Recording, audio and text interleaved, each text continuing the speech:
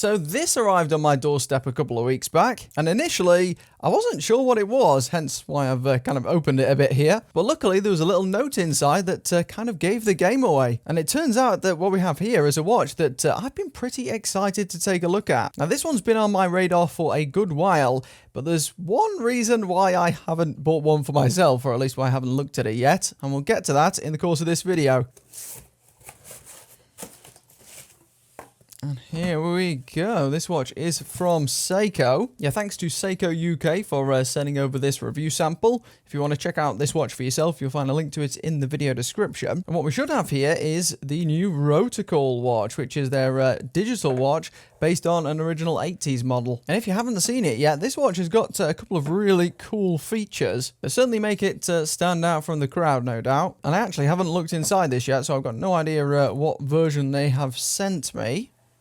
And it looks like it's the blue one here. And I have to say, this is a really good looking digital watch, this, which I also thought from the online images, as it should be, considering the retail price. We'll get to that in a minute. But yeah, this Rotocall watch is based on a pretty famous set of watches from the early 1980s, which garnered some extra acclaim because they're used by some NASA astronauts. Having a bit of trouble here. We'll just get some scissors on that.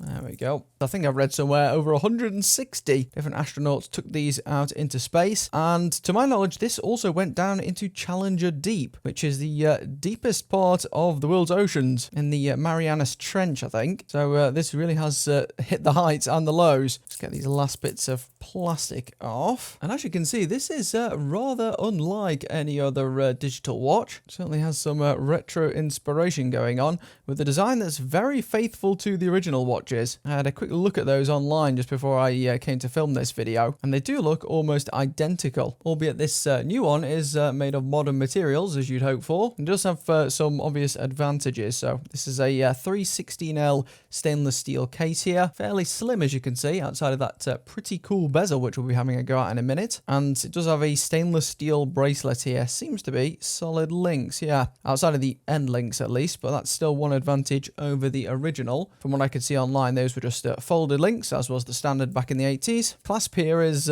pretty simplistic. This is just a stamped clasp, as you can see. It does have 2 micro adjustment holes, which should just about do you, I would suspect, as the links here are pretty small. But yeah, you do definitely get better clasps on a variety of other watches. And I try and give you my raw, authentic first impressions of watches like this on this channel. And as such, I'm not exactly sure about how this watch works, because it's not like most other digital watches. I do know that this bezel, as you can see by the inverted text down here, the bezel is what you use to control the functions on this one, or to change the modes at the very least, rather than pushers, which is the standard for digitals. So if I start rotating this, you should, yeah, as you can see, set into a different mode there. You can set the time on that one. It's got a timer here as well. Let's see if... Oh, this is a countdown timer, I see. And then I can start it on a countdown timer. Nice. We have a counter as well. Not sure how that one works. Oh, you can just like count things and then... Maybe if I hold it, it'll reset. Not sure how that one works. I have the typical stopwatch here. And at the moment, this watch is running silently. I'm assuming there's a way to give this some sort of audio cue as well, but maybe we'll find that out.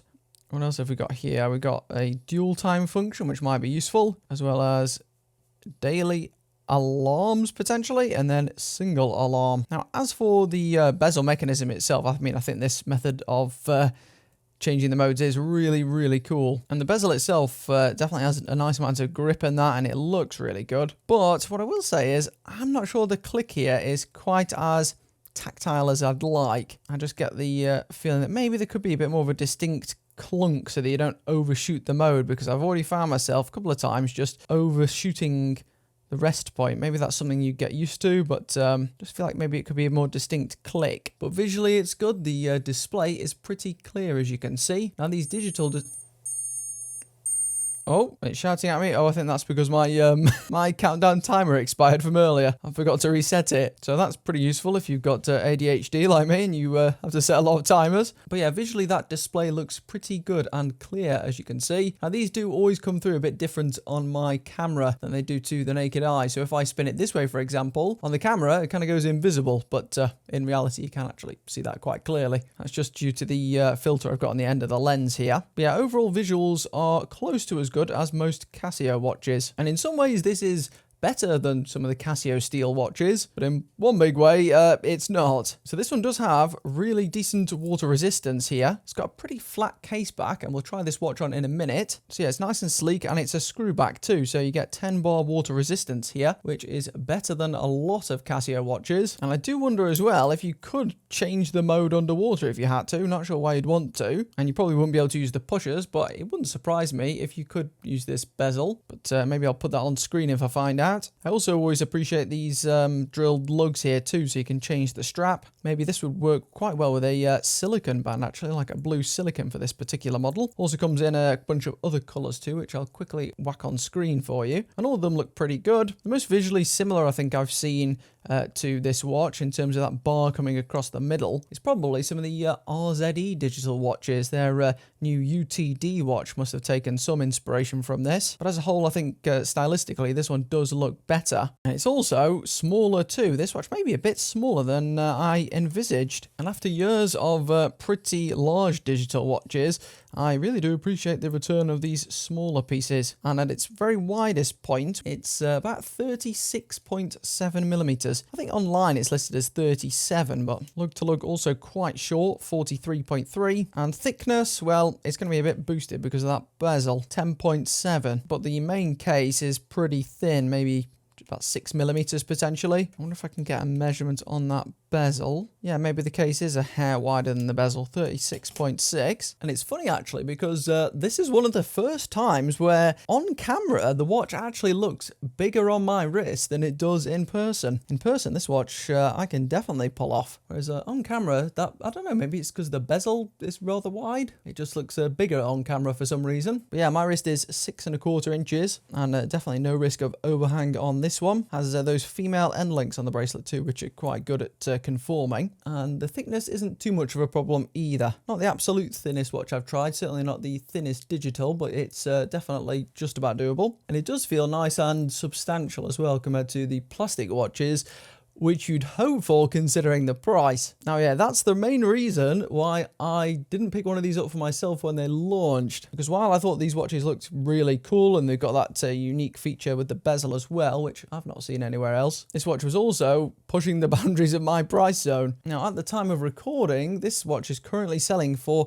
£480 on the Seiko UK site, as well as on all the authorized dealers. And in the US, it's roughly $550. And while it's a good watch, that price tag definitely puts it beyond a lot of people. And quite frankly, I'm not sure it really deserves it. Now, the consensus I've seen online is one that I kind of share for myself. If this watch were priced between £200 to £300, it would be much more tempting, and I think it would see a lot more people picking one up. But $480 for a quartz digital is, yeah, I mean, that's pretty steep to say the least. You'd have to definitely be a big Seiko fan. I do think that, you know, £200 to £300, it being more than some steel Casios might still be fair, simply given that this one's got, you know, a great deal more history to it than many of those models. And it's also got some pretty striking visuals too. But yeah, people seem to really like this one, but are just kind of waiting on a good deal or a discount to be able to pick one up. Because for £480, you can get some really cracking watches these days, especially from micro brands. But either way, I want to test out this light. Oh, it seems pretty good, you know. And here is that backlight, and this is a spectacularly good backlight actually. This is one that once you push it, stays lit for a few seconds and then goes off by itself, as you can see. But yeah, the brightness on this is